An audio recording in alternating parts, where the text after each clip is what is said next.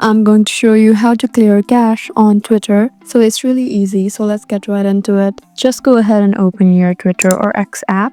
And once you're here, just look at the top left corner where you can see a profile picture. So once you tap here, right above Help Center, you can find Settings and Privacy. Just go ahead and tap there. And now you just need to go to Accessibility, Display, and Languages right here. So once you tap there now, you'd see options like accessibility, display and sound, languages, and data usage. Tap on data usage, and after you're here, you can see storage right at the bottom. And now you just need to tap on media storage, since that is where you would find the option to clear cache. So the option of clear media storage is right here. So this just means cache. So just go ahead and tap here, tap on clear media storage, and you have successfully cleared cache on Twitter. I hope this video was helpful for you. Please subscribe to our channel if you want more helpful tutorials like these, and leave a comment down below to let us know what sort of videos that you would like. Thank you for watching.